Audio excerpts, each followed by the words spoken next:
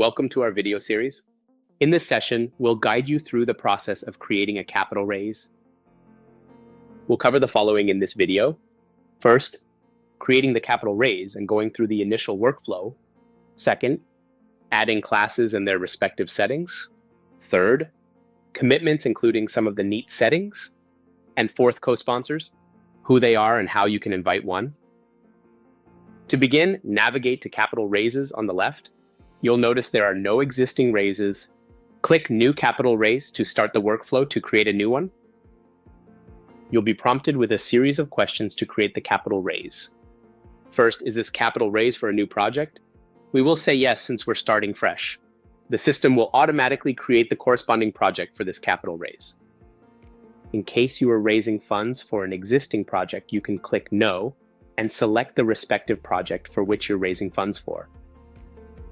Proceed by clicking Next. Name your project such as ABC Townhomes and enter the legal name like ABC Townhomes LLC. Enter the physical address of your project.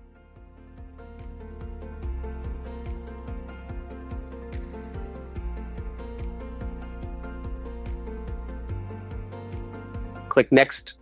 Here we can provide additional details about the project, such as asset classes, relevant regulations, and the structure.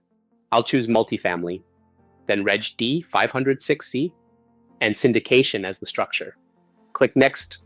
If needed, adjust advanced settings, such as currency and unit calculation precision. We'll keep the default settings, USD and 1 million units. Click Next. Set your fundraising goal, for example, a 1.5 million by year end. Click Next. Here you're able to choose when the capital is due, immediately or progressively with capital calls. For now, we'll be choosing immediately. Click Next. In this step, you can add the Class A default or create additional classes. I will skip this step for now as we'll dive deeper into the class settings momentarily. Next, you're able to select a capital raising pipeline. If you want to create a custom pipeline, click here to learn more about pipelines and how to create your own. We'll stick with the default pipeline for this capital raise. Here we can review the details of the capital raise. We have our capital raise name, target amount, target closing date, classes, and pipeline. Click Create Capital Raise. Now we've created our capital raise shell. Here's the capital raise overview for ABC Townhomes. You'll find details about the capital raise, such as capital raise status, total funds received, total pipeline value, outstanding amount, target amount, total opportunities, and total commitments. Below, you'll find opportunities. At Invest Next, an opportunity is linked to a contact. So let's say John Doe is interested in ABC Townhomes for $100,000. His interest will be displayed as an opportunity. Deal room views is a neat way to know.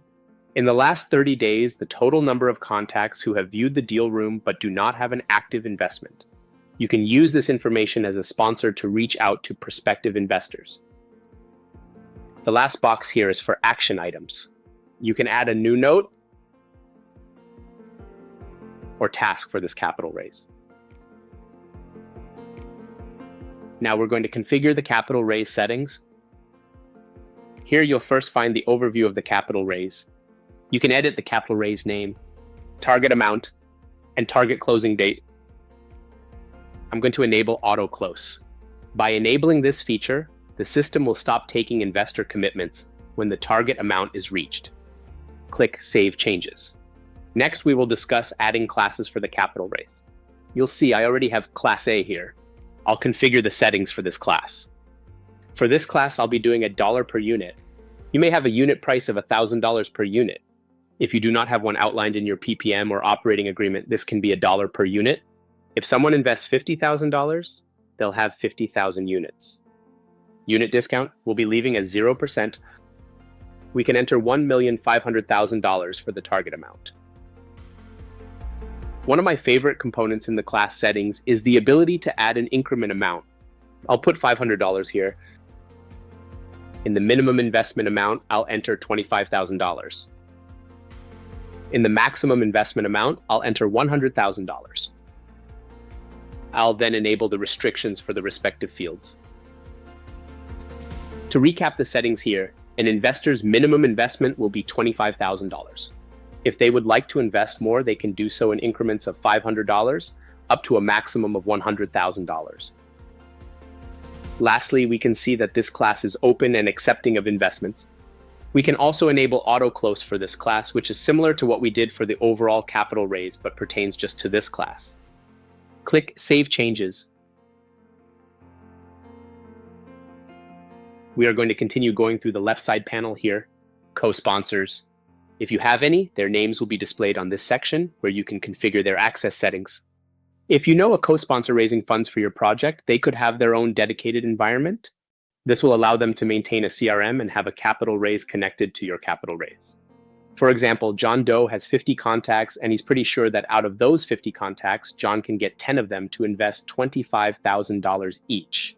John can have a co-sponsor environment and have the capital raise linked to their environment. When one of John's contacts commits to invest, the contacts will appear in your pipeline and appear on the cap table when the commitment has been funded. To learn more about co-sponsors, check out our articles in the Resource Center. If you have one that needs to be invited, click the Click Here in this section to submit a form to get started. For the soft commitments, we'll enter in the same information we did for Class A.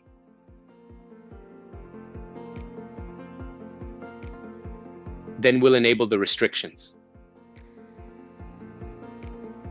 Be sure to click Save Changes. Thank you for watching part 1 of setting up your capital raise. In part 2, we'll set up the deal room and commitment flow.